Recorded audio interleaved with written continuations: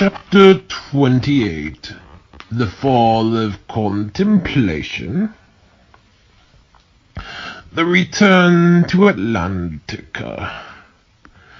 The day had come for the kobolds to travel back to Atlantica, and they were feeling quite disheartened. One morning at dawn, the kobolds began their trek through the mountains and past the mountain in which they stopped a pilgrimage so long ago.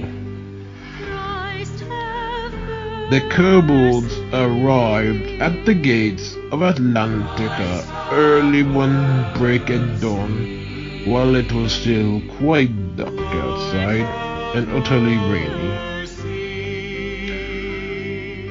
The kobolds still feared that this curse broke last year may still have some effects, and were all day on guard for this to occur. Much to the kobolds' pleasure, there had been no remains of the curse of the Big Brother. The kobolds headed to their new apartment in Atlantica in order to get instructions for their new assignment. This new assignment was to search for a book in a city which, according to the task description, was responsible for Atlantica being in such disarray. As the kobolds remembered well, Elrich offended a vendor during their last mission to Atlantica. This vendor had been offended about how highly Elrich thought of their royalty. Little did Elrich know that the pomp and show of the royalty came at the expense of the rest of the residents. According to the Great Phoenix's instructions, this book was forged in a town known as Thatchery, not too far from Atlantica. This book had been written by an occultist who, with the help of a glove made of orange tentacles, was able to give the possessor of the book the ability to make their world function according to their wishes. The book was last rumored to be in the secret library of the royalty. This meant that the kobolds would not have the leisure time they had like in Lionellum, but would still be needed in the town from time to time. The kobolds were a bit disappointed about not getting to spend as much time in Lionellum as they used to, but had been relieved to know that they would still have to go to the town once in a while. A new school year. So it came to pass that it was time for the new school year to begin. Milo was beginning his junior year, and Amira was beginning her sophomore year. Over the last days, Milo had been outside, sitting around, thinking of what was to come this next year. Milo had worried that his classes he took over the summer were just a foretaste of a meaningless junior year. Now how wrong Milo would be on this one. Milo had been anxious about being in a different building as Amira, and feared not being able to see her. Not to mention, Milo was not overly comfortable in being at the same building as Minyu. Plus, going to a new building had been difficult for Milo, as he had been so used to the junior high building. Milo still had many unresolved feelings for Minyu, and liked having her at a visible distance, such as on the bus. Milo was not sure he wanted to see any more sides of Minyu, including what he had seen 2 years ago when the spark had died. The night before school started, Milo had a dream that he was going up to a religious hotel room and needing to bless himself before entry. Milo had gone into this hotel room to see Ashlyn and Molina. School started on one dark and rainy morning. Milo had not been as anxious in the morning and felt strangely content about a new school year beginning. On the bus ride to school, Milo spotted that Minyu had been waiting along with her sister Nusha at the bus stop. Nusha was beginning her freshman year, and Minyu her senior year. Milo had known all of this was coming all along. On the first day, Milo got to see his friends again, and being in the new school building was not as bad as he feared. Milo found out that he had English, social studies, math, and chemistry. Something happened that first day that Milo could not explain, but he had no more fear of school whatsoever. Milo had not even needed to bring his MP3 player, as he had no more anxiety anymore about anything that Minyu or Nusha talked about. With Nusha being a freshman, this started to remind Milo of his 8th grade year. This had been when Minyu was a freshman. Yuriyama's vision of the tray. Yuriyama had summoned Melendo, Alexander, and Kashmir after seeing this disturbing vision. Yuriyama explained that he had seen the tree from the purple lent vision exactly as it was originally that had been seen in the church. Then he explained that there was a serpent telling this man that if he eats of the fruits, he will see great possibilities, giving him great power. This man had eaten of the tree and began to see possibilities that he had never ever been able to see before. Then the man started to feel exposed and overwhelmed in a house of mirrors. Then a mighty voice proclaims that a woman will trample on the serpent and destroy this curse. Melendl started to see that his burden was coming to realization earlier than he had expected. Alexander suspected that Melendel knew something, but felt it was better not to ask. Then Daxividus showed up, apologizing for his disruption.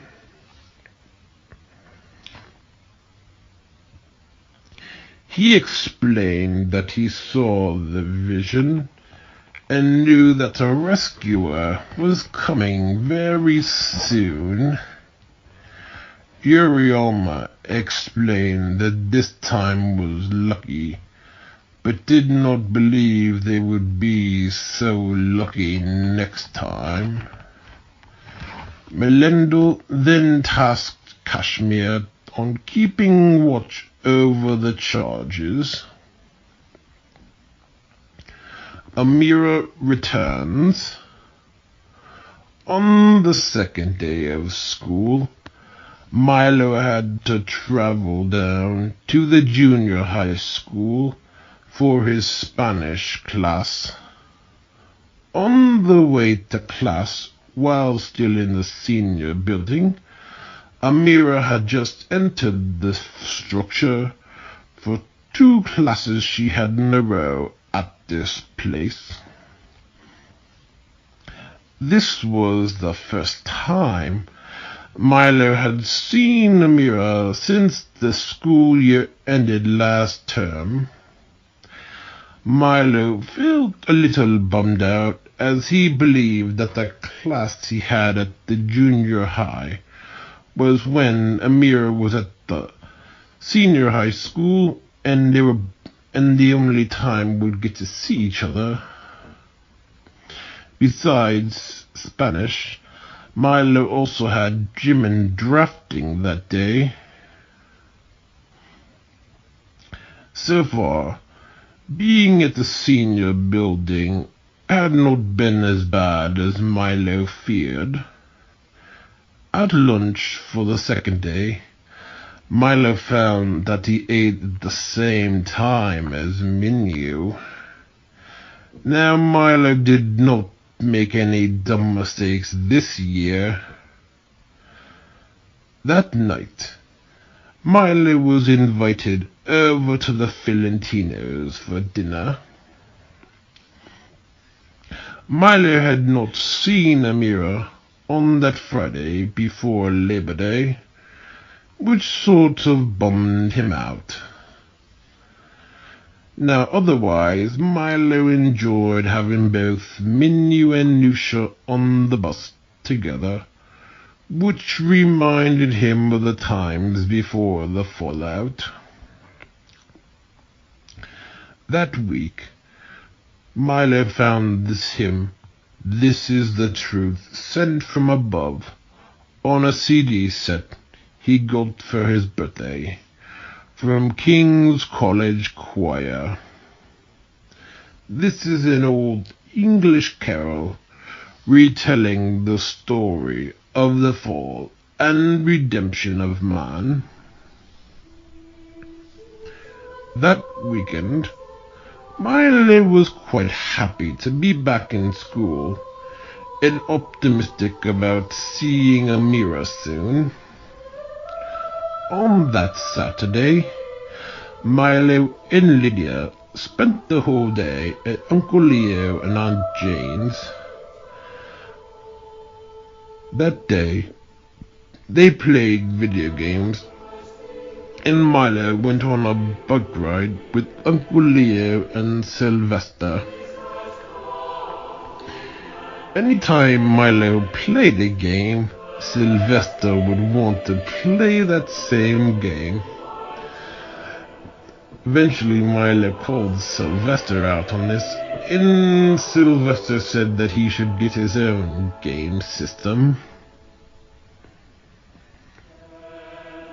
Then that same day, Ray and Margaret came over for dinner, and Uncle Leo ordered a pizza. That Sunday, Danielle was in town with Ashlyn and Melina.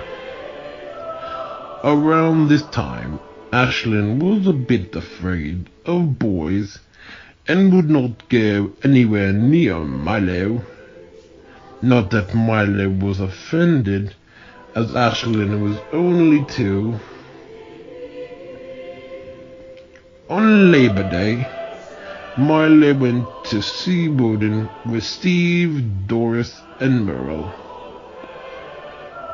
This day was the last day that the park was open, and had been quite fun for Milo and the crew. They picked Milo up at noon and headed off to Seaboden. As this was the last day the park was open, they had open karaoke. One singer had a desperately bad voice. As there were some police on duty, Steve went and gave one a hug, whom he knew from Kinsale Elementary. And otherwise they checked out a gift shop, and Milo found a shirt with a picture of a puppy who looked like Ginny. Then Steve was being a pain and told Milo that Ginny was ugly. Doris got quite mad at Steve over this one. Let's see what happened next. Still, Steve did not go any rides. Merrill asked Milo what Steve did all day at Six Flags. Milo told Merrill that Steve saw some Batman shows. Now Merle got quite a laugh out of this one. Despite having to go back to school after a long weekend, Milo did not mind, and was not even bothered that this was the last day the park was open. In fact, he had been looking forward to going back to school the next day. This trip to Seaboden reminded Milo of Elfander's, and 6 summers ago, when he had gone to Seaboden for Ray's company picnic. Milo had seen Amira a few times at first actual week of school. As Milo had figured out, Amira had another class at the senior high school after her first class, which was when Milo would be back in that building. Milo had not known where, as he had to go to gym on the first story. On that Wednesday, Margaret had to work late, so Ray had to bring dinner over to Grant Petoni's that night. This reminded Milo of Amira's birthday, as had occurred over the previous year.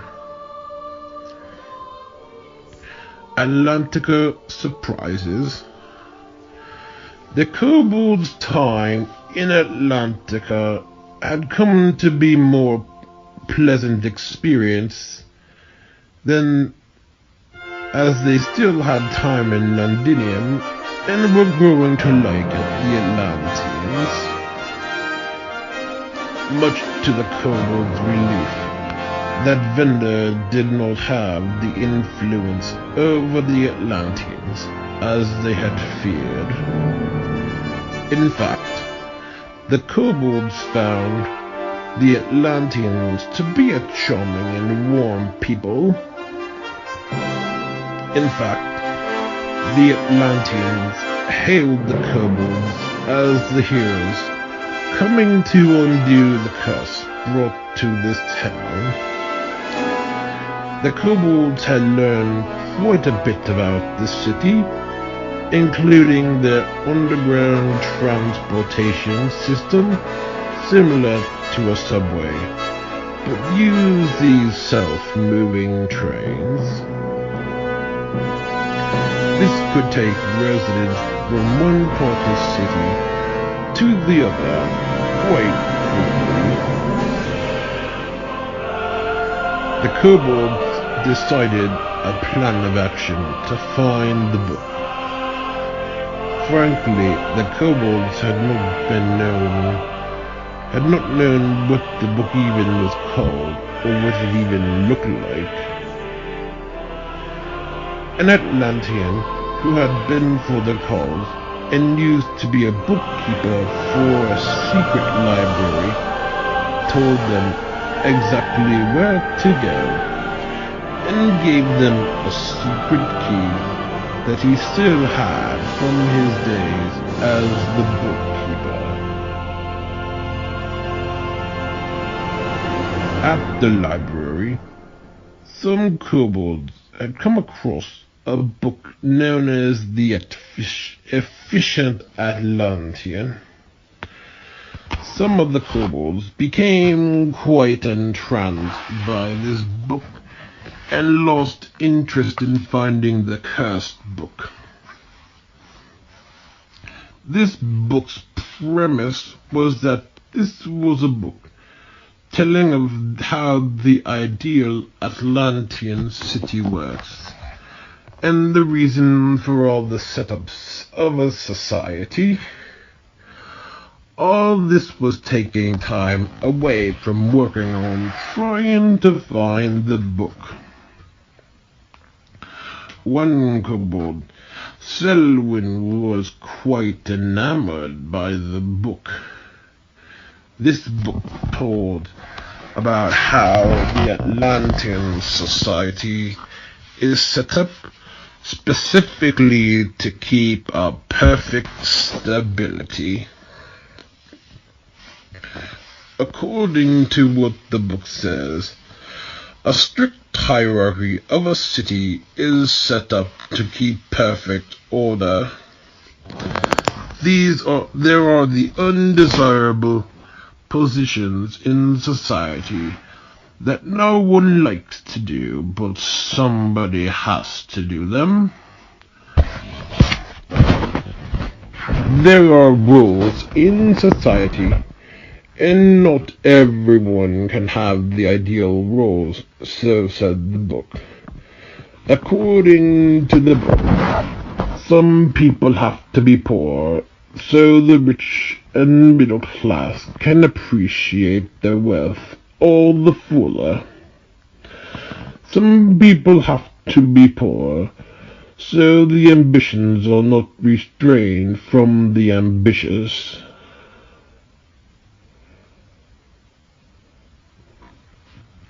Sometimes, for the greater good, sacrifices must be made, so said the book.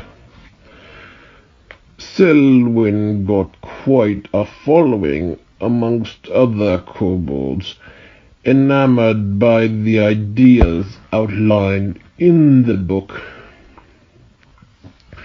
Other kobolds on the mission were getting quite frustrated with the way this book was read by Selwyn and his followers. The rest of the kobolds just wanted to find the cursed book, but seemed to have trouble getting Selwyn's following on the move. As it was, the kobolds knew well how much the Atlantean society had turned into a dull hellhole, and how this town had the potential to be a great city. They knew how the royalty was just using the privilege to create a system for them without any concern for anyone else. The Selwyn following was of little help. According to the Selwyn following, the book about the structured city was right.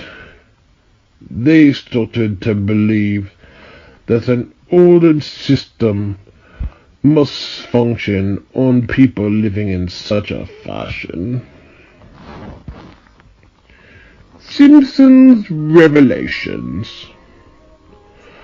On the second Thursday of the school year, Milo had been thinking about Amira's birthday that he learned from the previous year.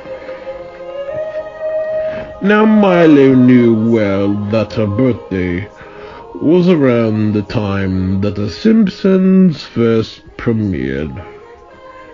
In fact, Milo considered the Christmas with the new baby and the premiere of a Simpson episode to be a great Christmas, which had been in partial reference to the Simpsons episode Lisa First Words, where Homer calls Lisa's birthday the best day due to also getting a free hamburger along with a baby.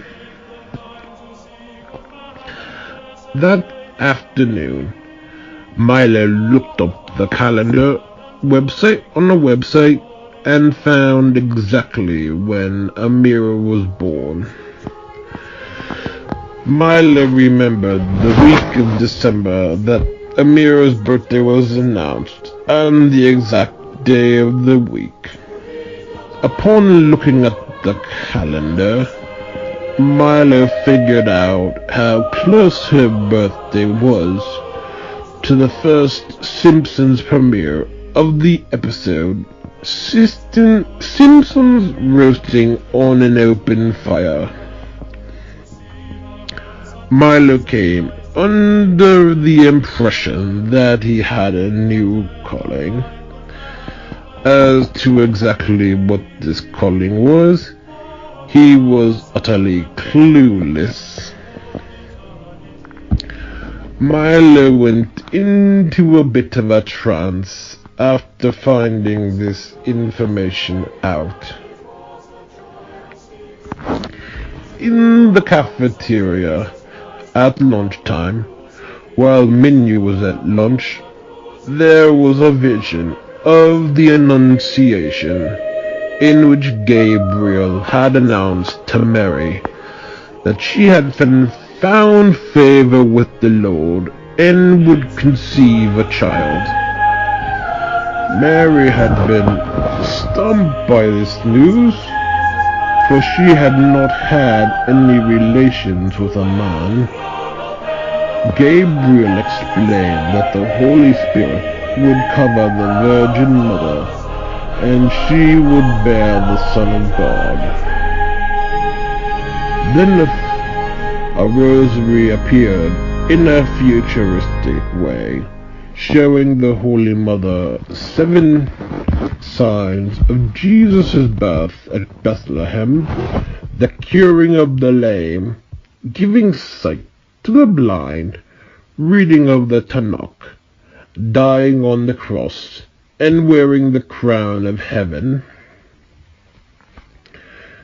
During this time, Milo started to develop an interest in numerology and difficult sciences, such as Einsteinian theories of relativity, quantum mechanics, and the whole nature of space-time in general. Milo had known something happened over the summer, but could not even put his finger on exactly what had happened. Not to mention, Milo did get a little bored without Amira around as much, and his mind became a bit idle. Otherwise, Milo had frequent flashbacks about 5th and 8th grade.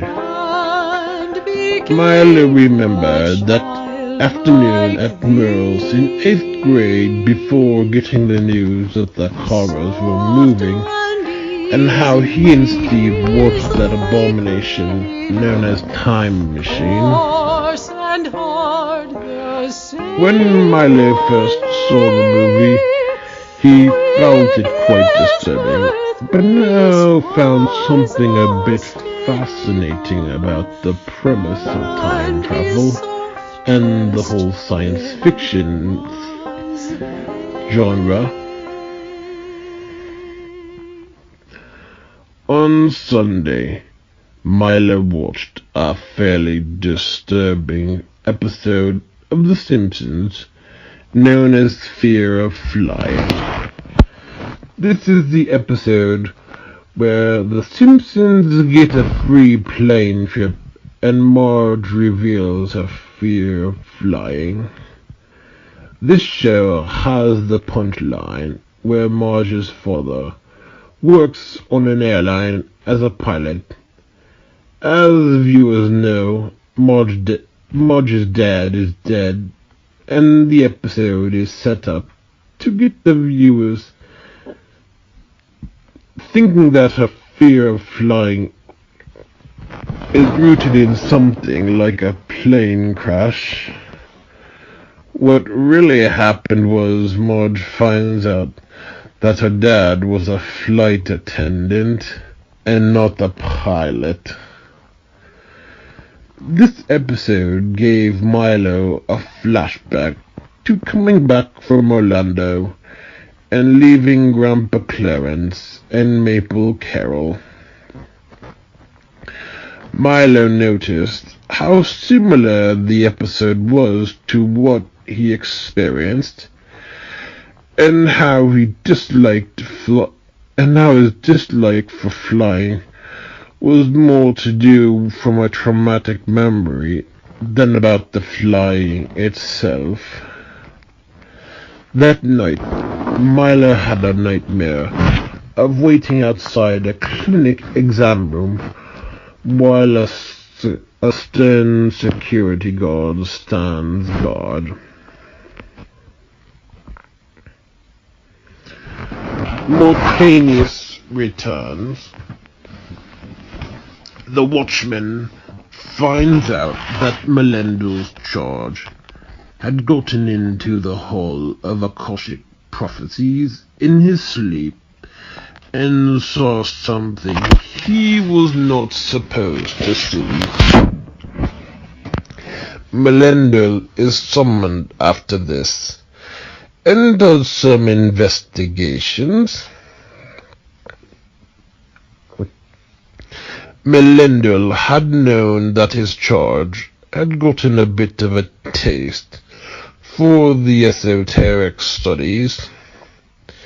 Melendul also knew well that the charge had seen content from the Hall of Akashic Prophecies 3 times before, but had been the work of the occult offspring beforehand. Melendul remembered well the first time this happened, and was revealed to have come, and what was revealed had truly come to pass. While Melendul was figuring out what to do, Mortanius shows up. Mortanius tells Melendul that he knows his burden. Melendul remembered how 2 years ago there were 2 similar visions shown, one of not wanting to leave a hospital room, and another of a zombie hooked up to a machine in a church. There was another orb of a tonsillectomy. Melendul asks Mortanius what Mortanius knows of their accuracy. Melendul remembered how the first 2 visions occurred before someone got sick. Mortanius confirms Melendul's fear, but could not explain when and how this would happen.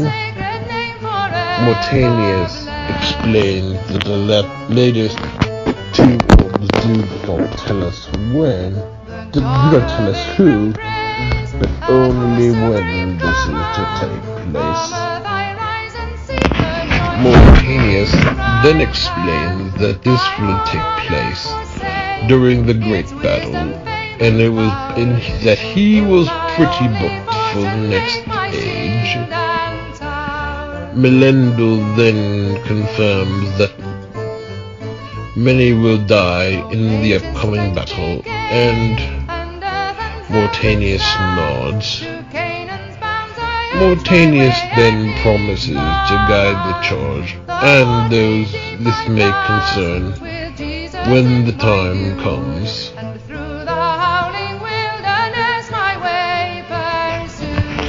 The early fall. Later that fall, Uncle Ottavio called Milo about joining the Fiorentinos for a trip down to Akron to visit an Italian store. This trip included Uncle Ottavio, Aunt Michelle, Salvatore, Gianni, Milo, and Eustace. On the way down to Akron, Milo played the Game Boy game Super Mario Land 2. 6 golden coins. Milo remembered playing this game 6 falls ago, when in his early days of 5th grade.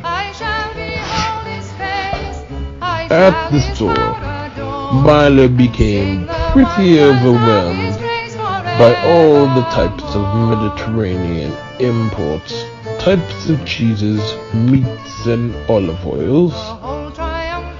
For lunch, the Fiorentinos took them to a pizza and sub shop. Milo did buy some biscottis and a dog treat for Ginny. That was in the form of a biscotti. Then when they got home, Milo gave Lydia a piece of the biscotti that was meant for Ginny. Now, Barbara took the piece that was meant for Lydia, bit into it, and it tasted like a dog treat.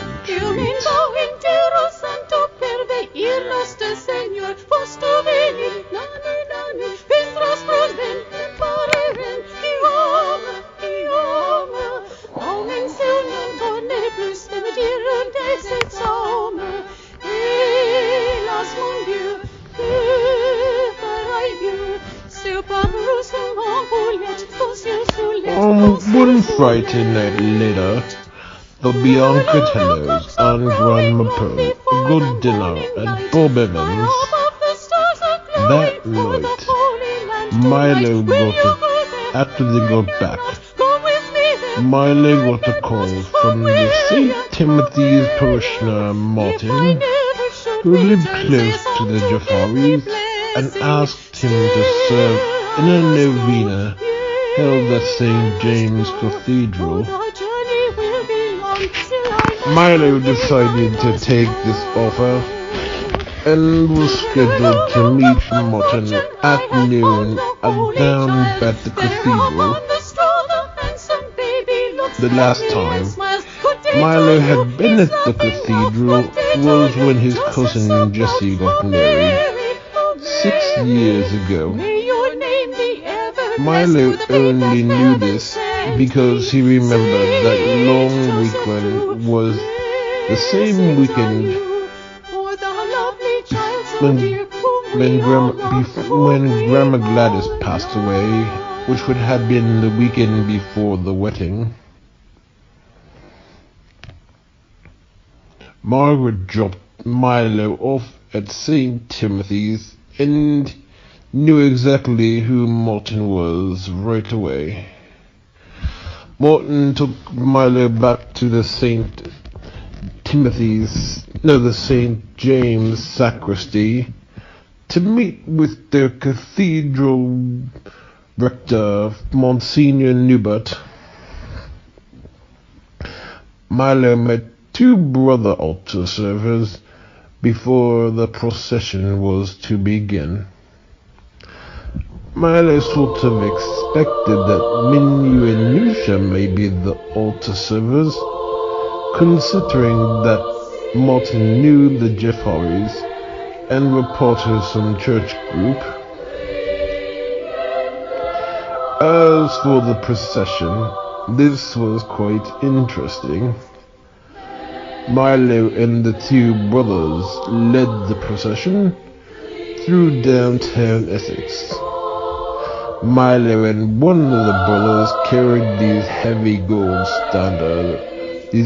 gold candles, while the other brother carried a cross.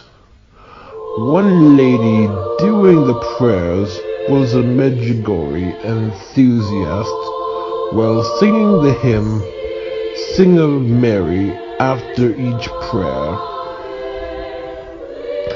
During the procession, Milo kept praying that he would not drop the candles, which were quite heavy and utterly hard on his arms. Finally, the procession got back to the church. By the time they returned, the organ was playing and the congregation was singing some hymn with the same tune as Immaculate Mary, also known as the Lord's Hymn.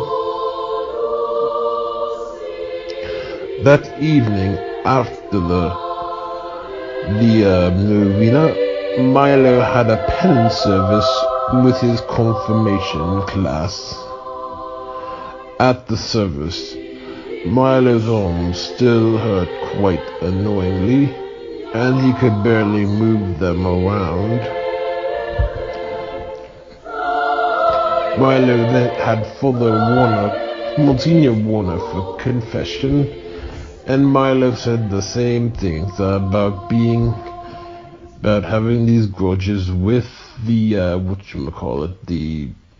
with his cousin Matt, and a little bit with Alicia. That night, Milo had a dream about being in St. James' sacristy. Being back in the cathedral reminded Milo of when he attended Jesse and Danielle's wedding so long ago.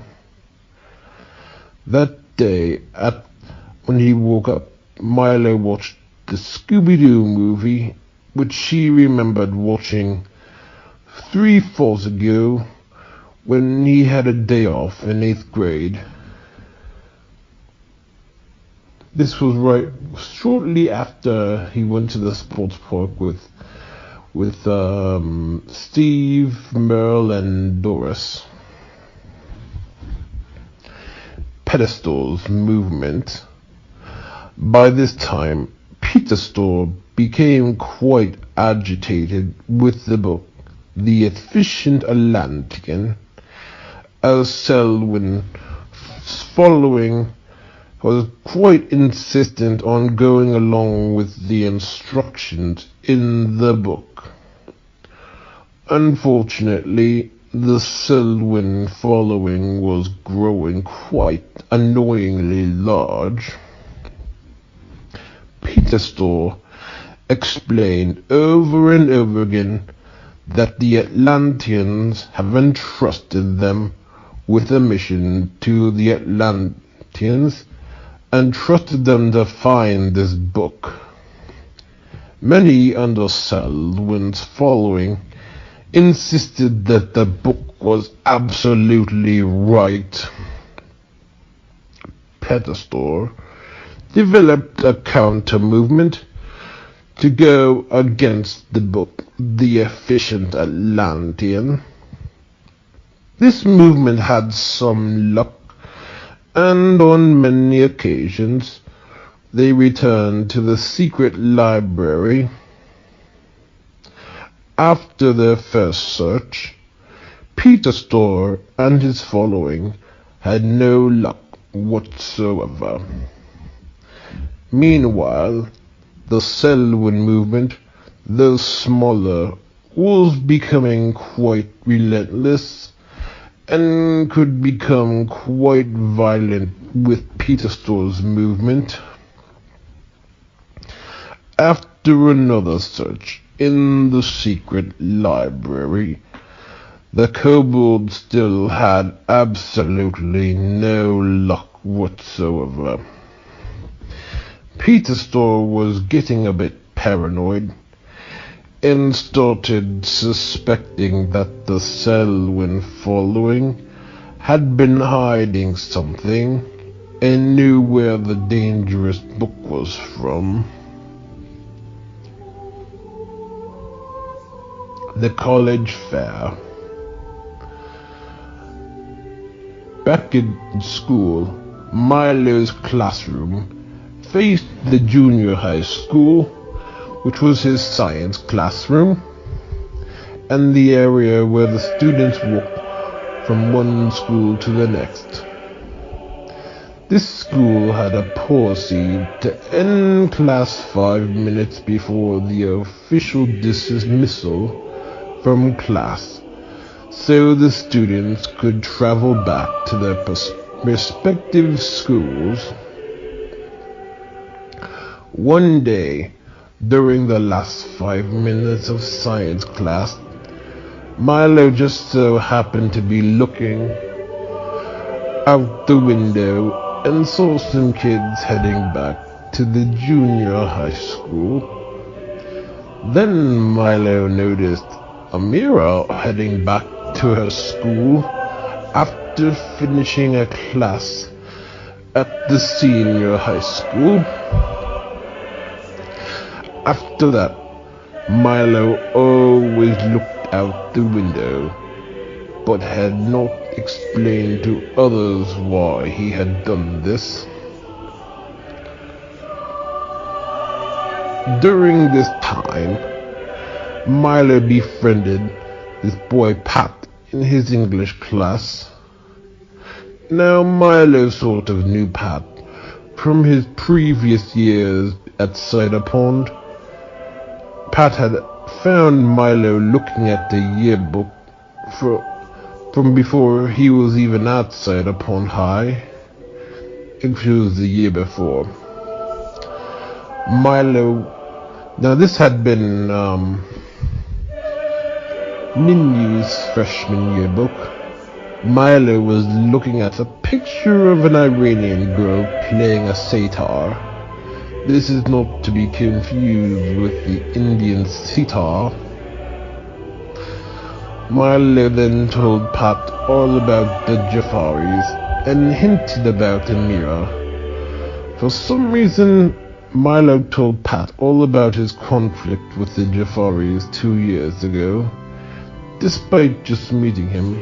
As to why, who knows? Pat just seemed like one of these very friendly types and easy to talk to, and that just kind of like wasn't gonna judge. One weekend, the Rumcorns came in again town for Margaret's birthday. On that Friday, Kevin and Bruce came over and watched some movie that took place in an old folks' home, and watched the Simpsons episode Raging Abe Simpson and his grumbling grandson and the curse of the flying hellfish. This was the episode where Bart and Grandpa Abe go on a quest to find some hidden paintings before Mr. Burns gets his hands on them.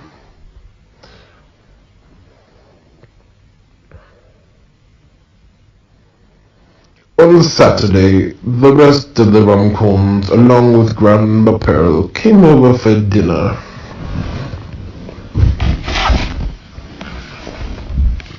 On Sunday, Milo ordered the CD from the Catholic Liturgical Music Publishing Company known as OCP, which is short for Oregon Catholic Press.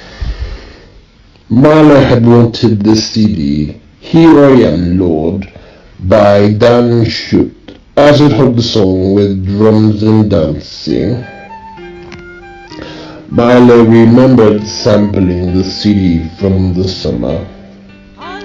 This song had not been sung at St. Timothy's since 6 summers ago. While Milo was on a roll, he bought this liturgical set known as Disciples in Prayer, which covers church music over the course of the 3-year church cycle of the church year, which covers church music all over the course of the 3-year cycles.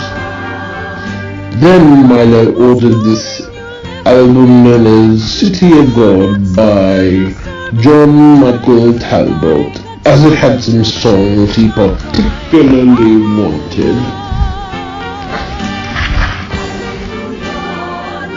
That Wednesday, Milo and Ray went to a college fair held at the junior high school.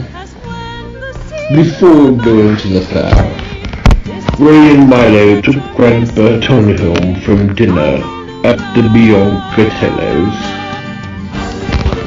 At the beginning, Ray came across some old friends he worked with.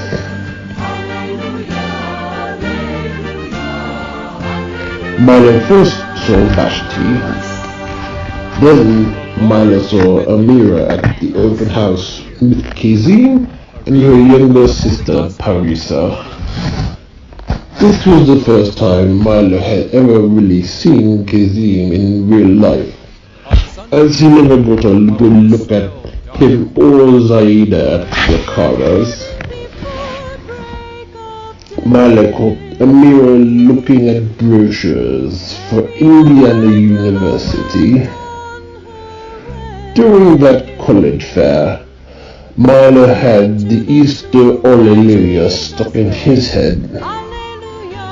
This particular version was by contemporary composers Rory Cooney, Gary Daigle, and Teresa Donahue, and used Psalm 18 and the resurrection account from the Gospel according to St. John. They have taken the Lord from the tomb. Then there was a vision of an Easter night, where the mighty Lord, with his right arm extended into the depths of the netherworld, had raised high his servants. The Lord's left hand extended over to the clocks, mercifully placing the lights in the heavens and laying down the foundations of the sea. Then there was a boat being gripped by a green hand through the Styx River near the edge of the land of the living into another world.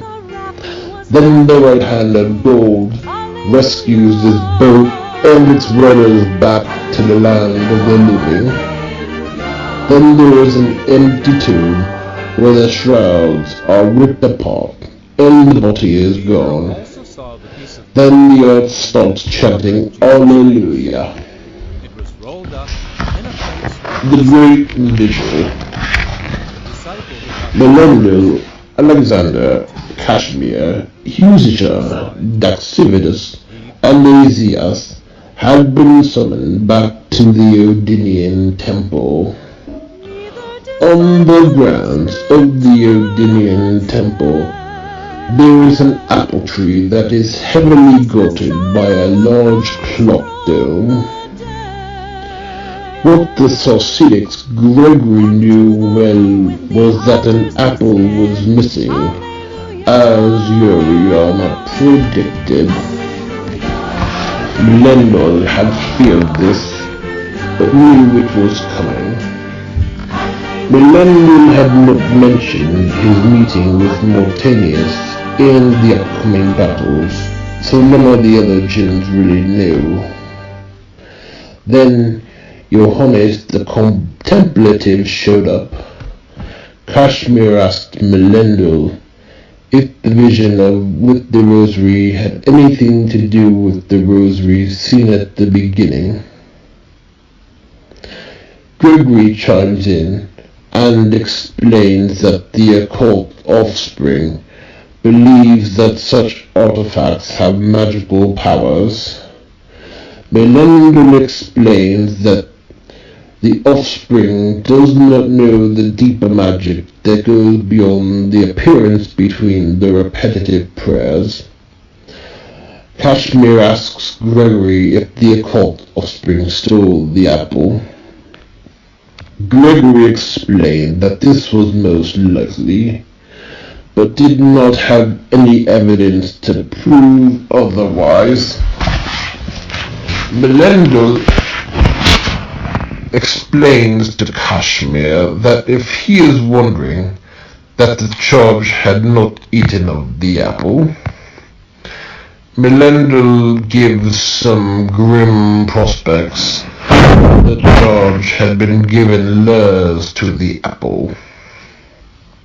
According to Melendel, the charge knows he has a destiny and saw what great miracle took place at the hands of Father Time.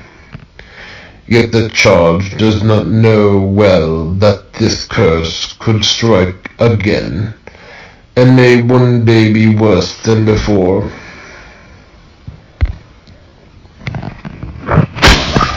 The new songs and the confirmation retreat. The next day, Milo had dinner at the Filentinos. Milo told Salvatore all about seeing Amira and Kazim and Parisa at the college fair. Milo said that Kazim looked a bit like Minu's father. That night, Milo's CDs had arrived, much to his pleasure. Milo heard the song with drums and dancing for the first time in a long time, which he remembered from 6 summers ago, when he was first haunted by the memory of Amira from Duddlecap. The new music was more enjoyable for Milo than he would have guessed. These were the songs he favored: Await the Lord with Hope, Wake from Your Sleep, and God Beyond Our Names. Then there was a vision of a shepherd seen 6 summers ago at St. Timothy's, leading his sheep on a 3-year journey.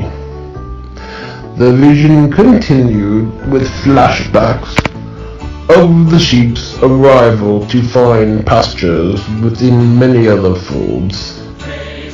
Then another 3-year journey began after a bandit stripped the flock and had them separated. This time the shepherd took the sheep on another 3-year journey, this time to a temple where no bandits can reach. At this, the sheep sang a song of jubilation. On Saturday, Salvatore spent the day with the Biancatellos, as Aunt Michelle and Uncle Ottavio had a previous engagement with a sporting event with Gianni. After Milo was finished bowling, Ray took both he and Salvatore to Sichuan Garden.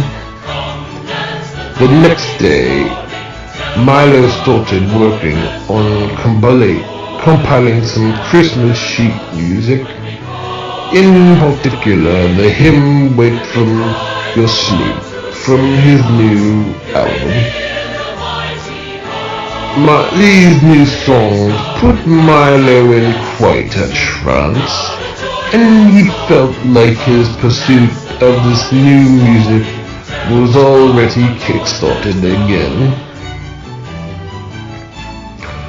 On Friday night, Milo had a strange dream about going to a mall and going through some secret passages. On Saturday evening, Milo went out to dinner with Uncle Leo and Aunt Jane's family, along with the Bianca Tellos.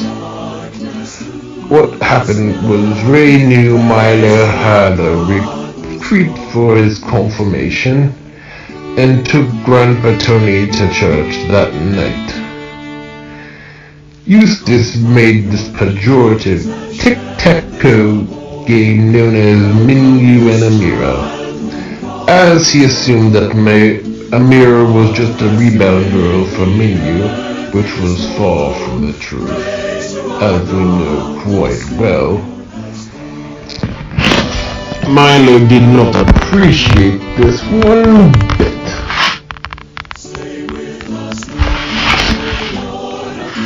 This year, Milo and Salvatore had been in the same St. Timothy's confirmation program. Aunt Michelle was running a group to which Milo chose to join, but Salvatore declined on joining that group. At some point, the news got out that the candidates would be going on a retreat. At the end of October, Milo and Salvatore had a confirmation retreat. This retreat began on Sunday afternoon and lasted until the evening.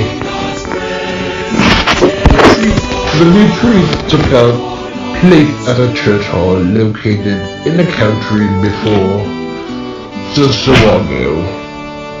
For Milo, this was very moving and gave him this sense of destiny, like something from vast eternity. Unfortunately, Salvatore thought the retreat was utterly stupid. Milo had this sense that he had some destiny with Amira that had been written in the Book of Eternity. Well, this had not been so much from the content, but some personal revelation, possibly in silence. The leader started giving a speech about how him being such a great person of faith had given him so many rewards. The leader told about how he and his priest friend at the mall and how always hang out eating these pretzels, and how everyone gathers around just to talk to them. Then the leader talks about his trip to Universal Studio visiting his grandparents, and how he was picked to star in the park show with Britney Spears back when she was clean. Then he mentions getting moved to first class when flying home. During the retreat, the leader put on a film about Mother Teresa.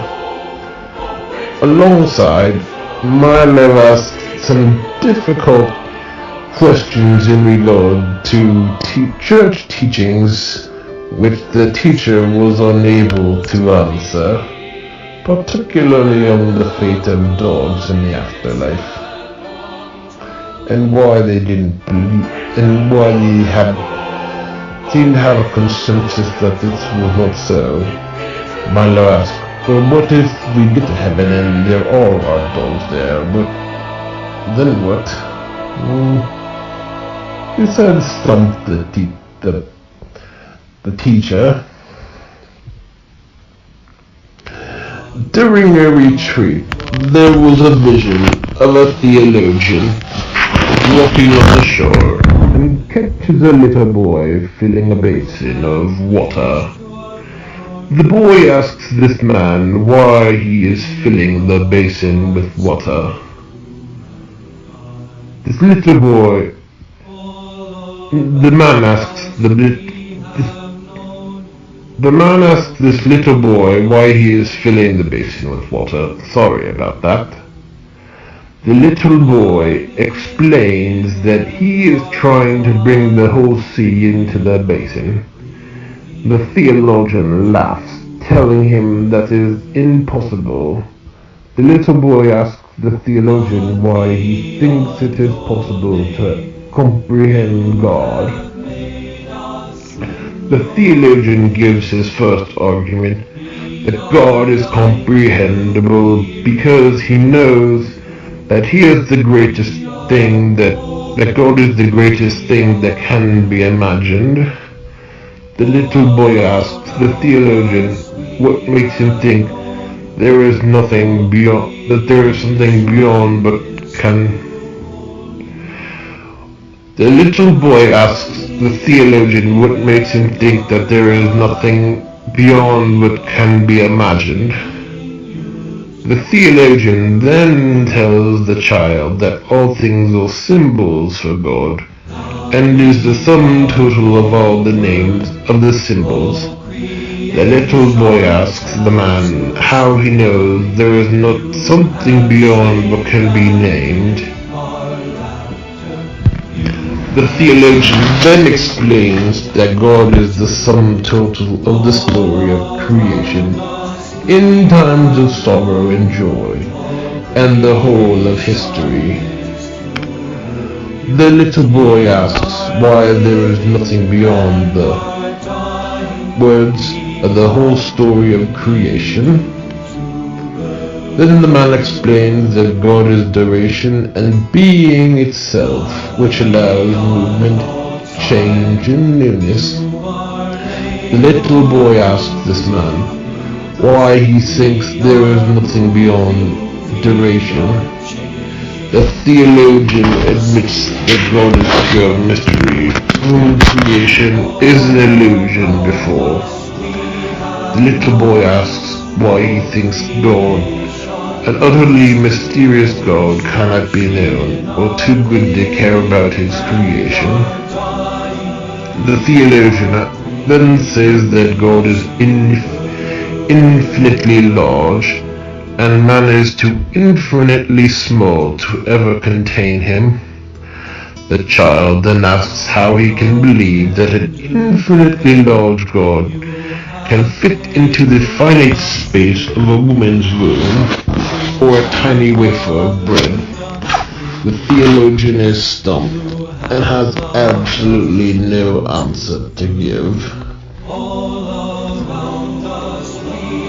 Pedestal's madness and Aegeus' visit. By this time, there was a schism between the followers of Pedestal and Selwyn.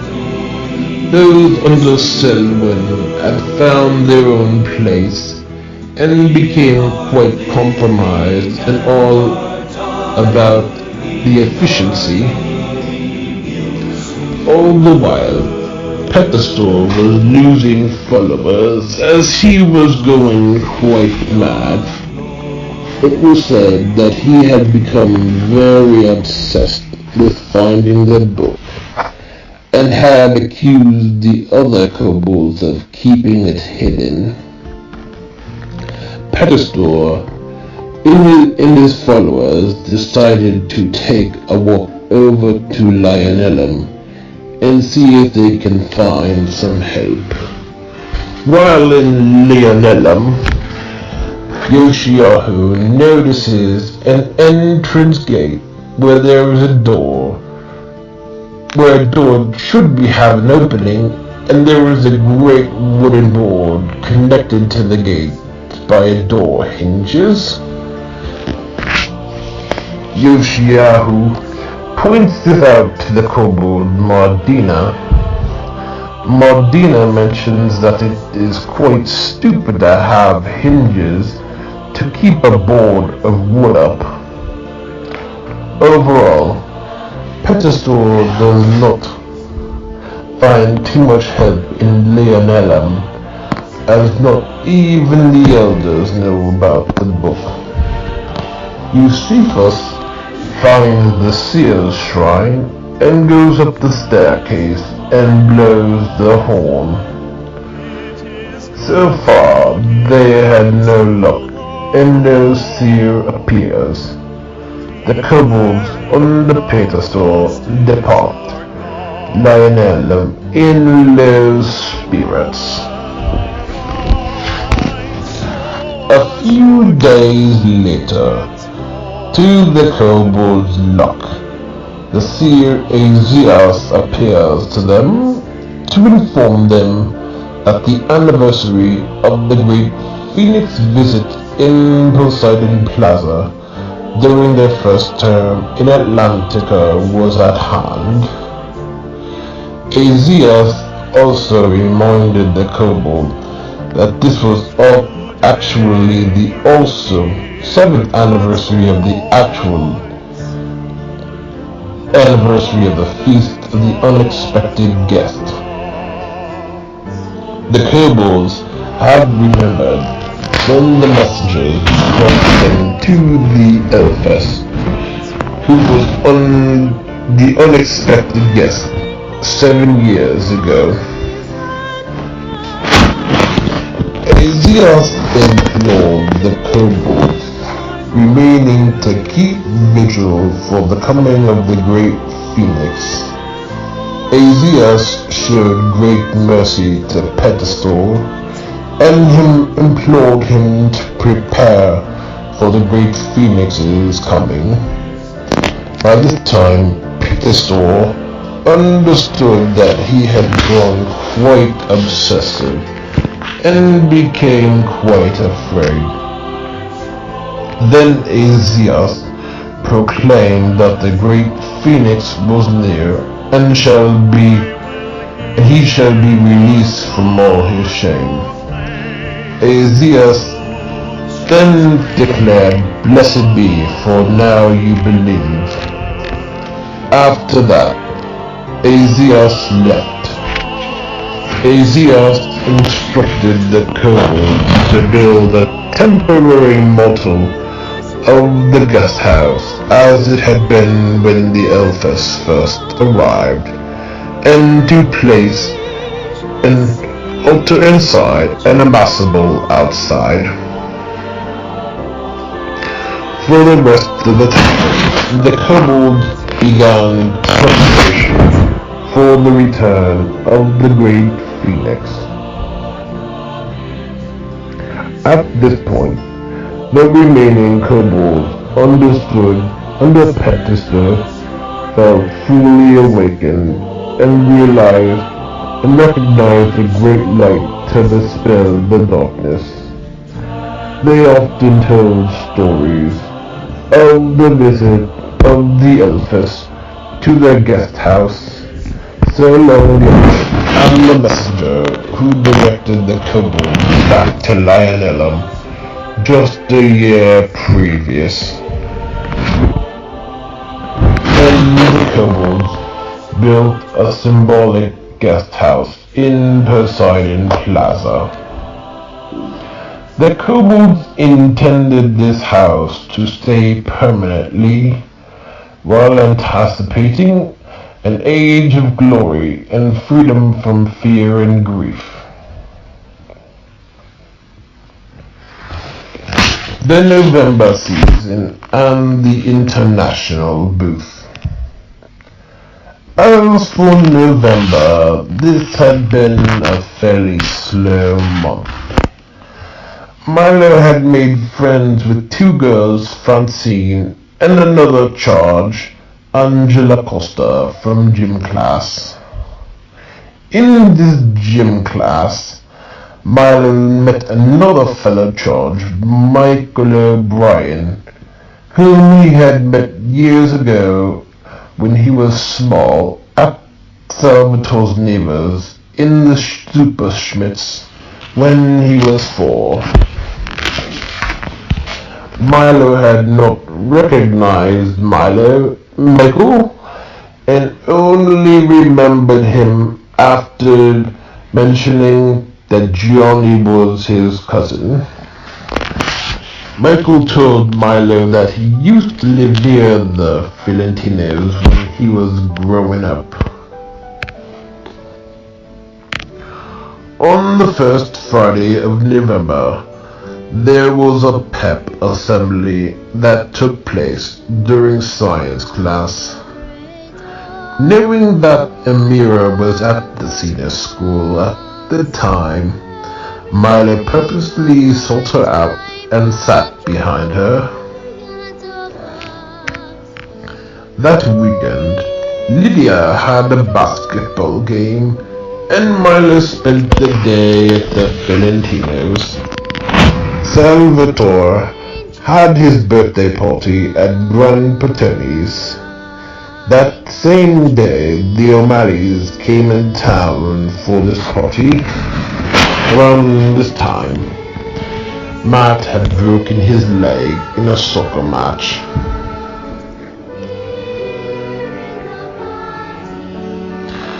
During class in science, one day, Milo let some of the boys in class know why he had been looking at Amira and pointed out who she was. They had been interested in who Milo was looking for, so he budged. One of the boys offered to shout to Amira that Milo wanted to go out with her. Milo declined this offer as to not humiliate her.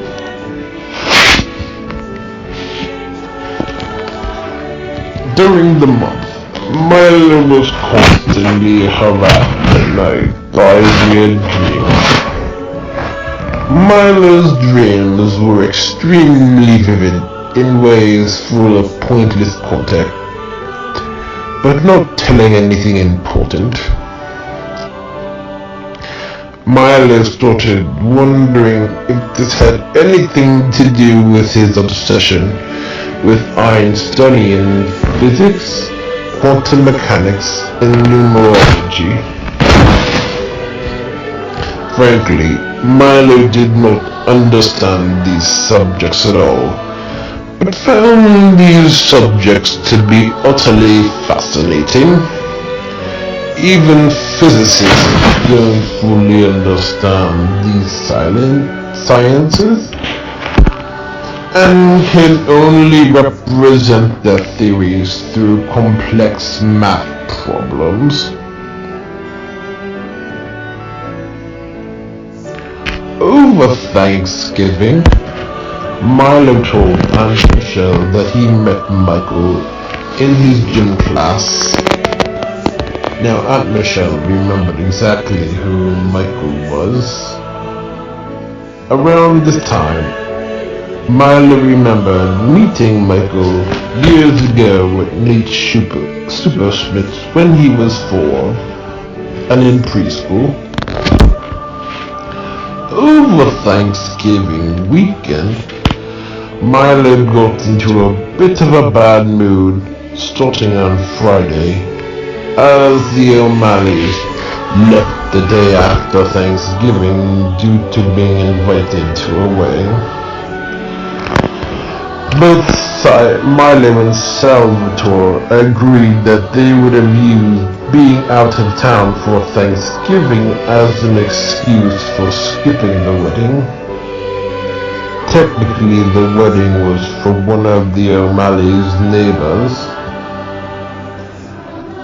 Over Thanksgiving weekend, Milo was still not feeling much better, and felt like something always came up when the O'Malleys were visiting, and felt like something was purposely set up. Then the holiday weekend was also a disappointment, as the Rom-Coms did not come in as they wanted to stay back in Indianapolis for some Black Friday shopping. Milo never mentioned this to anyone else in the family, as he did not want to hear speeches about how the O'Malleys have their own lives. Frankly, Milo felt like he was being taken for granted by the O'Malleys, and understood why Grandma Pearl and Margaret did not have particularly high opinions of Grandpa Clarence. As we remember, Grandpa Clarence left Grandma Pearl and adopted Maple Carroll's family. Milo had his periods of time that weekend where he seemed to show anger. Eventually on Sunday night, after kind of being in a bad mood at a football game,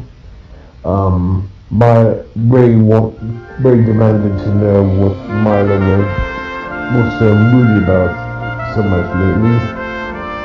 Milo admitted that he was sick of the Alice constantly having to leave early because of these things coming up all the time on them, like the wedding.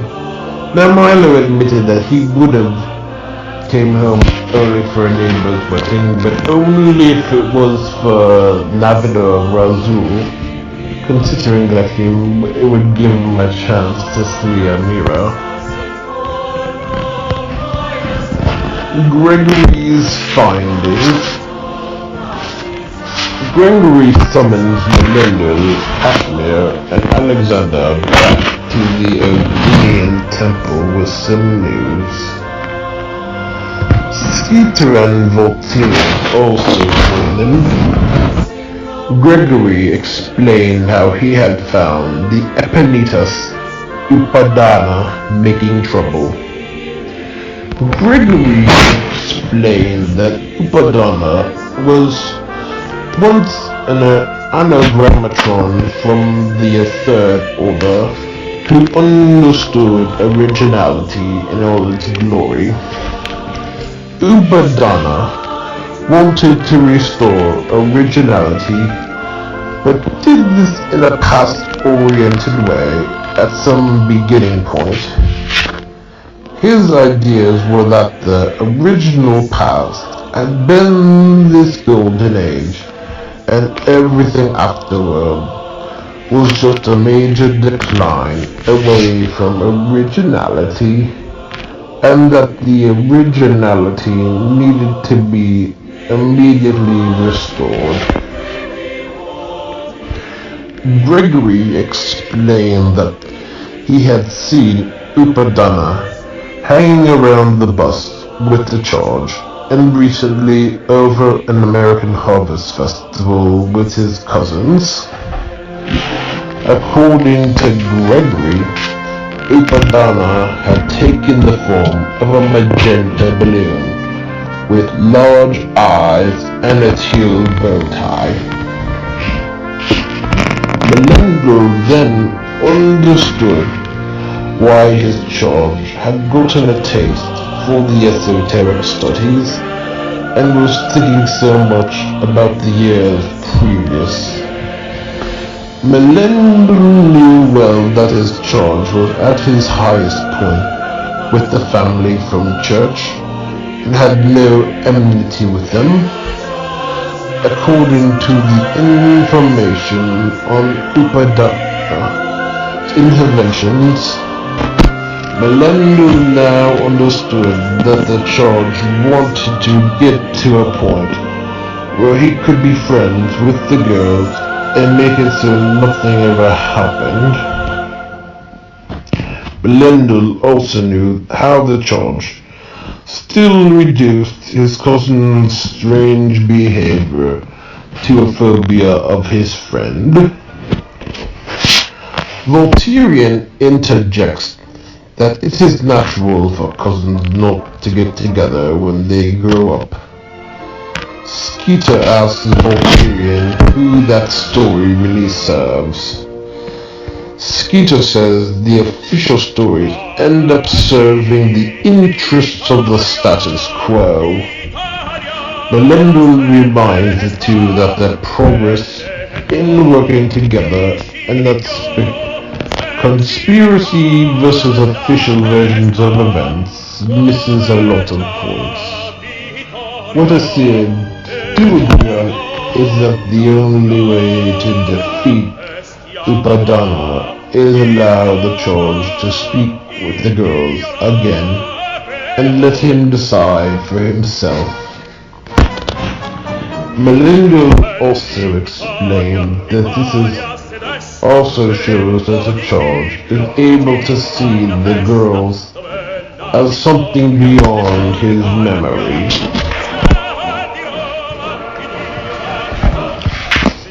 The international booth. School started up after Thanksgiving one Tuesday morning. Harlow had not been so disappointed about this. Still, Milo was not in a great mood with the O'Malleys having to leave so early because of a wedding. Milo started finding it quite irritating that something always seemed to just come up whenever they had plans to visit Cider Pond. During December, the school held an international day in which students from different cultures could represent their culture. They held one in Milo's freshman year, but this was before Amira was in high school. This year, Amira was scheduled for a booth, but it was not the time when Milo's class went. The time that Milo had visited the Iran booth, Nusha, Roxana, and this new girl, Yasmin, were the representatives of the time. Yasmin was a freshman who attended middle school at Pecan Meadows, and a year below Amira, and in the same year as Nusha. Milo spoke with Nusha for a little bit. Milo mentioned having neighbors from Iran, and explained that he may have already mentioned this to Minu before. Then Roxana came by. Milo told Nusha and Roxana all about his Italian heritage, his great-grandparents, in a way to show off as having an international culture himself. That Sunday, Milo had a special mass with his confirmation class, which took place at 11:30. Ray, Margaret, and Lydia went to the 9 a.m. mass. Before church, Aunt Michelle and Salvatore picked Milo up. While coming into the parking lot for church, Milo saw Katie with her family leaving the 9 a.m. mass. Since the beginning of this year, Milo had not seen Katie's family at mass in all the times he attended, and found this a bit odd of all times, that they attended the one time he went to a later mass. That night, Milo had an odd dream, similar to the previous clinical dream about being hospitalized for a tonsillectomy.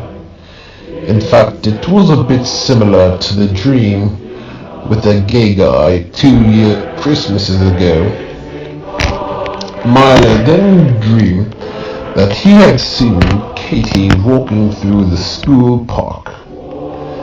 Then Milo dreamed that he had just woken up to ask Margaret about his tonsillectomy and if it was really real. The Feast of the Guest in Atlantica. The time for the actual anniversary of the guest was near, and the kobolds had added finishing touches to their life-size house. The kobolds started mystery plays in Poseidon Plaza, retelling the visit of the Elfers to the Atlanteans. The play retold how the Elfers visited them looking for a place to have her child, but the kobold's law refused, turning her down. Then the baby of the Elfers was born, and there was a great and terrifying light, and the kobolds bowed in reverence. One evening, 3 elders appeared, one from Spartustica, one from Atlantis, and one from Galacanium. These elders offered 3 gifts. The Galacanium elder offered a crown that once was housed in the reconsecrated throne room of Londinium. The Spartustica elder offered fragrant flowers from the gardens of Pedmontis. The Atlantis elder offered a marble urn from the quarries of Persepolis. The kobolds were a bit perturbed about this urn and what it all meant. Then the Elfers arrived one starry evening. In keeping with the tradition, the kobolds welcomed the Elfers into the house while awaiting the great Phoenix's arrival. The Elfers spoke of the great works of the great Phoenix. She spoke of tears of the Phoenix with great healing powers unmatched by any of the physicians on their realm, and able to achieve peace and freedom unparalleled by any ambassador's effort. Soon enough, the great Phoenix arrived as promised. The great Phoenix offered his tears of healing to Petastor, and he was immediately healed. The great Phoenix then told the kobolds they did good work at finding the book. Petastor explained that they had looked, but there was a schism with the Selwyn followers, who were obsessed with this book known as the Efficient Atlantean. The Phoenix explained that this was the book he needed. Then this made sense to Petastor as he realized that the followers of Selwyn were entranced by the book, which kept the status quo of an unjust society. Then the great Phoenix sang a song, calling for the followers of Selwyn to come out of hiding and welcome his healing powers. The Selwyn followers were gravely afraid, and the great Phoenix asked for the book.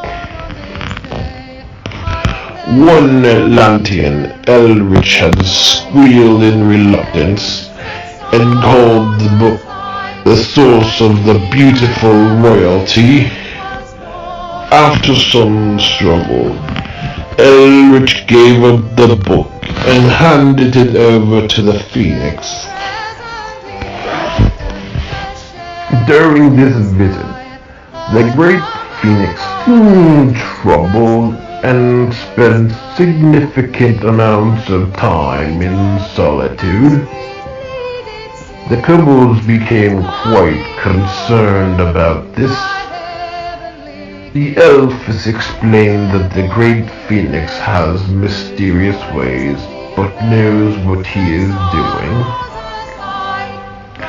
During this festival, the kobolds often suffered nightmares and horrible curses ravaging plagues, and through Atlantica, the elves and the great phoenix stayed for a few weeks.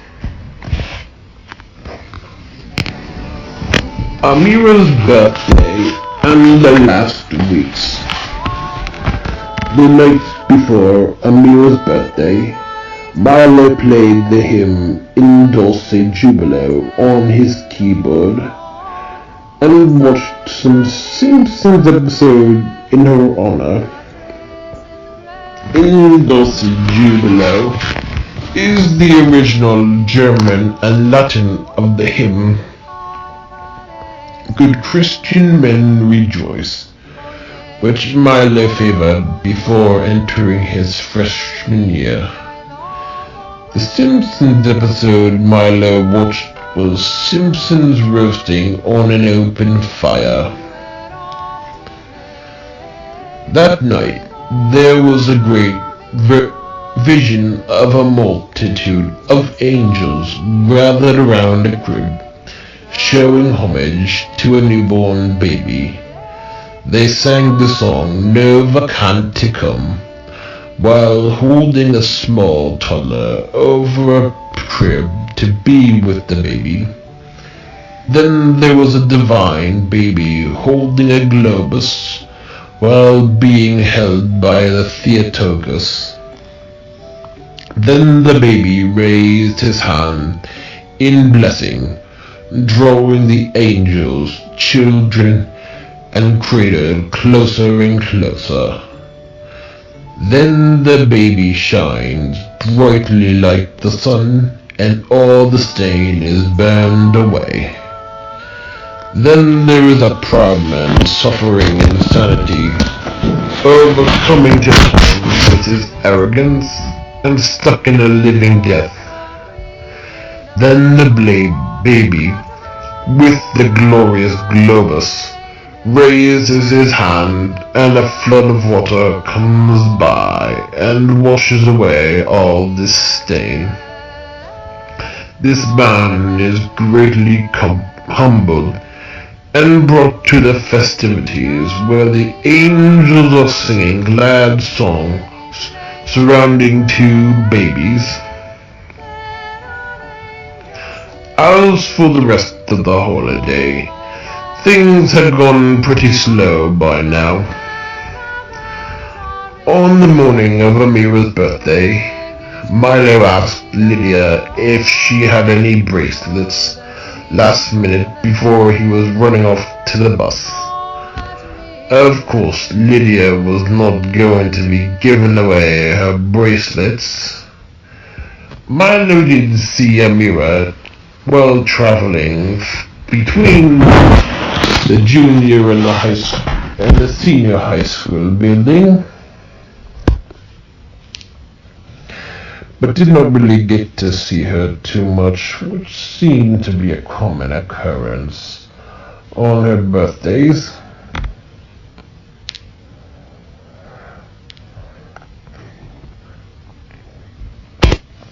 After school, Milo told Lydia that it was Amira's birthday, and then Lydia figured out why Milo wanted the bracelet so bad.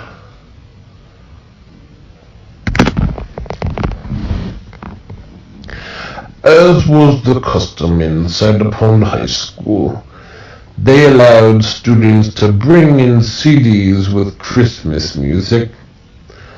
Milo had a CD he made and gave it to Aunt Judy to play over the switch between classes. As it was unmarked, the principals were a bit skeptical about playing this, but Aunt Judy reminded them that Milo had never gotten in trouble and knew he would not do anything this horrible like this. After Milo got back to the senior class from his Spanish class, he heard Come On Ye Faithful, which was an arrangement with the organ and choir and brass by John Schiffel from his CD Disciples in Prayer. Amira had been in the building at the same time as the score was played. In school, there was a noble vision of a manger whom people from all places and times were gathering around in adoration, chanting, Venite adoremus, Christus the Lord.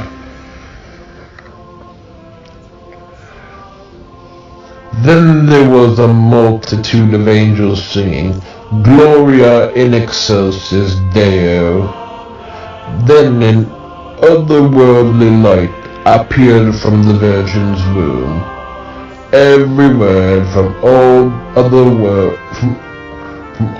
the world, and every ever written is shred into a multitude of pieces. The shredded pieces then congregate over to the otherworldly light of the Holy Virgin. Then the Holy Virgin gives birth to the Word made flesh. After the song, Milo asked Pat if he liked this. Now Pat had not particularly liked the version.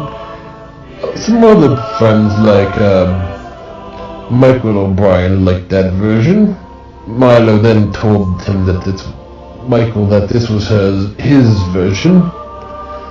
In another class, I think it was study hall, Milo told the teacher that if this O Come All Ye Faithful was his version. She said that she liked hearing the choral version instead of all that pop Christmas music. And let's see what else happened.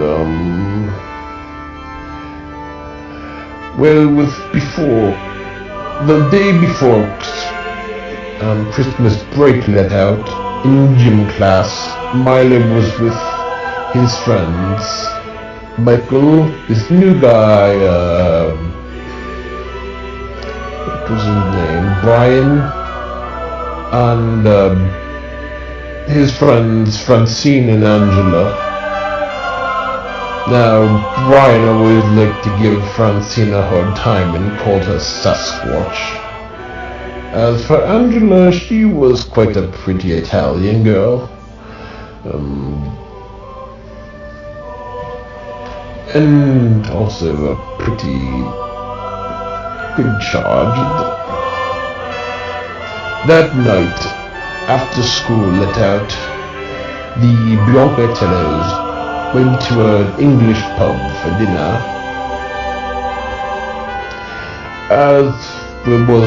Now this was kind of a weird Christmas, because Christmas Eve was on a Saturday and Christmas Day was on a Sunday. So this kind of gave a weird, gave him less time off for the holiday.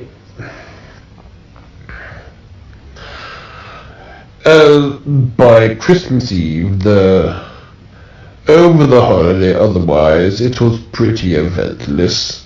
The snow had melted on Christmas Eve, much to Milo's disappointment. This holiday, the O'Malleys and the Rumcorns came in town.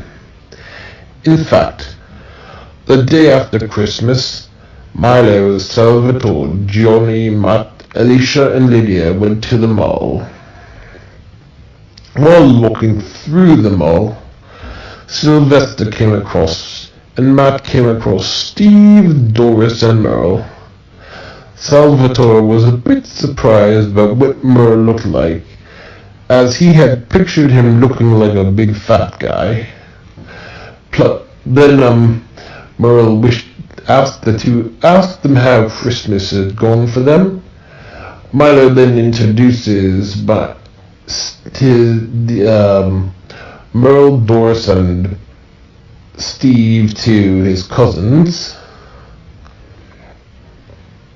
Then they went home, and the Rumcorns were over for a post-Christmas Day dinner. Over Christmas, they also went over to Grandpa Paul's. They went over to Grandma Pearl's, and Grandpa Paul's had served dinner there. The Wednesday after Christmas, Milo practiced cartooning and made some doodles of Amira.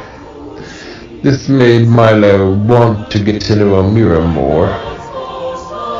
Milo even considered taking up his classmate's offer to shout out the window.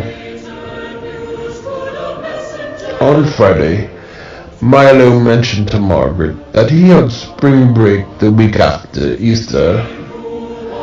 Milo started having some flashbacks that night when he started thinking about the anniversary of Dancing Day. Now Margaret suggested that they all come down to Florida for that week, as she had her annual business meeting that week down in Florida.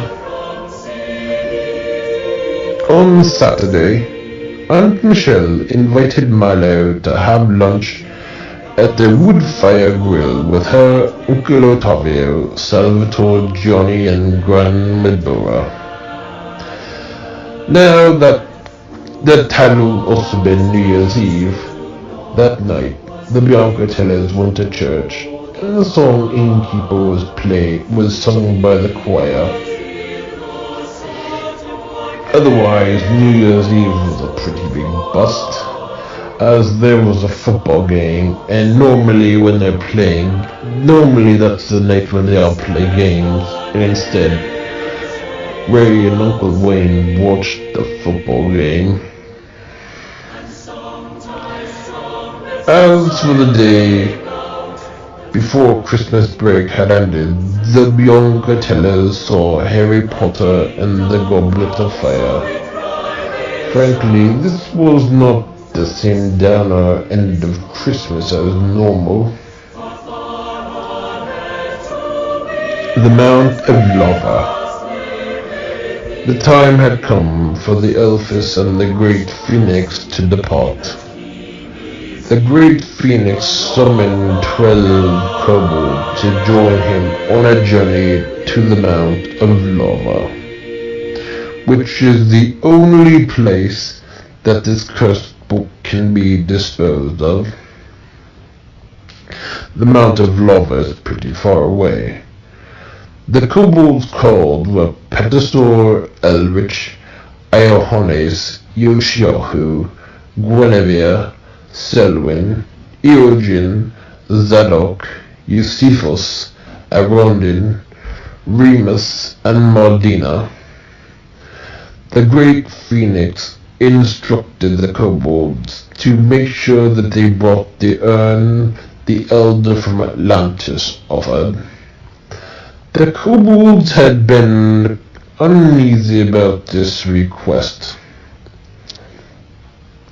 One morning, the kobolds and elves all boarded a ship, and the Great Phoenix flew over the seventh sea of Kebsuda. While flying, the Great Phoenix noticed a mermaid passed out on a rock. The Great Phoenix made the ship stop, and he flew the mermaid to the ship. The mermaid gradually awakens. The Phoenix asks the mermaid who she is, and she explains that she is Ariella of the Spring clan. The Phoenix asks tells her that he knows she is from the Spring clan. Ariella begins to cry, and tries to flip her back to the sea, but is too weak. Ariella admits that she was such a fool.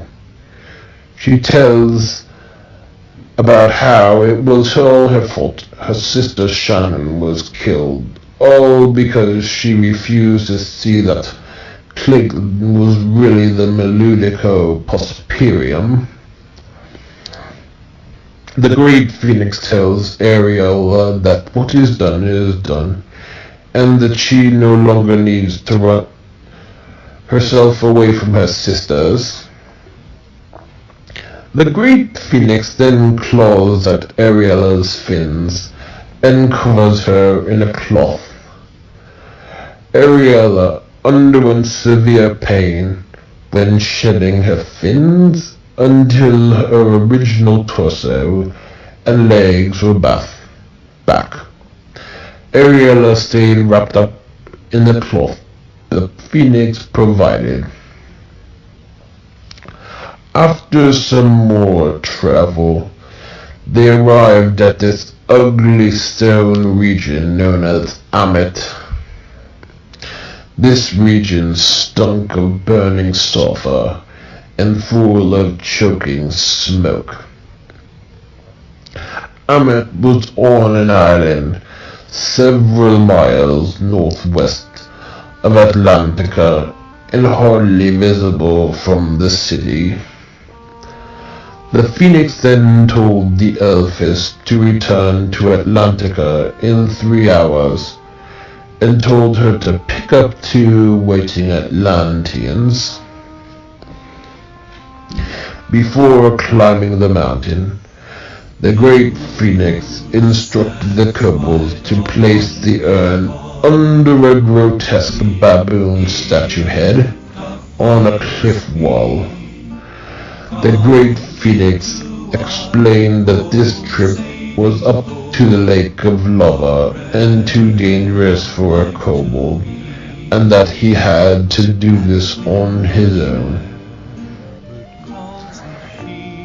The Great Phoenix instructed the kobold Yoshiahu to find a way into Lionellum, the temple, when he gets back.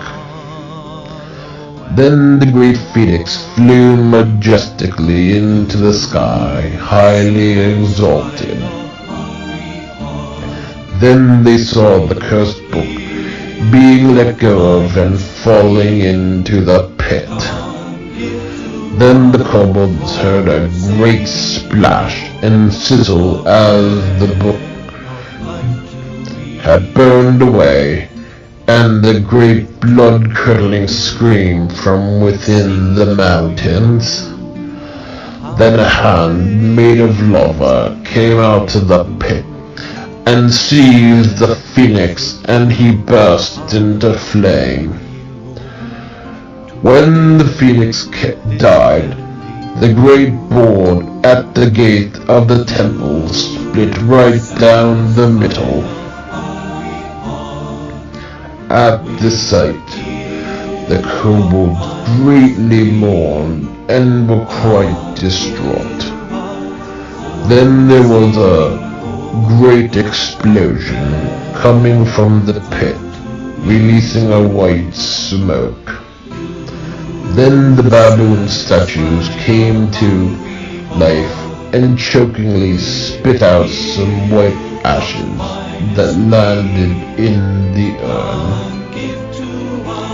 The kobolds understood why the Great Phoenix had the urn placed where it was.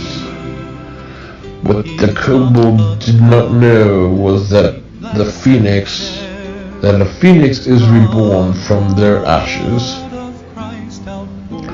For 3 days the kobolds sat on the rocks of Amet, and not wanting to leave. Imogen explained that staying at this place will not bring the Great Phoenix back. Ariella took this the hardest, knowing that the Phoenix's last act was to save her from aimless swimming and running away. Selwyn felt most responsible, and wished he never even found the book to begin with. Petasaur explained that this was what the Great Phoenix had willed. Then the Elfess returned with 2 Atlanteans, who prostrated before the 12 kobolds. The first Atlantean explained that the Great Phoenix saved Atlantica from this cursed busk. The efficient Atlantean. The Atlanteans explained how this book had oppressed untold residents, which included the vendor. The second Atlantean was a city council member and monument chief. This Atlantean explained that he would like to construct a memorial and flower garden in the Great Phoenix's honor and put his remains to a proper place of rest. The kobolds left the island by ship. As a gift of gratitude towards the kobolds, the Atlanteans gave them the ship. After returning to Atlantica, the Atlantean masons carved a statue of a phoenix of white marble with a small tabernacle to house the urn. The urn was then crowned with the crown given as a gift from Londinium. The flowers given by the Sportisticons were planted around the Great Phoenix Memorial. On that afternoon, the kobolds and Atlanteans held a memorial service. Those who had been entranced by the book had been very distraught and felt horribly guilty about what happened, and shortly after left Atlantis.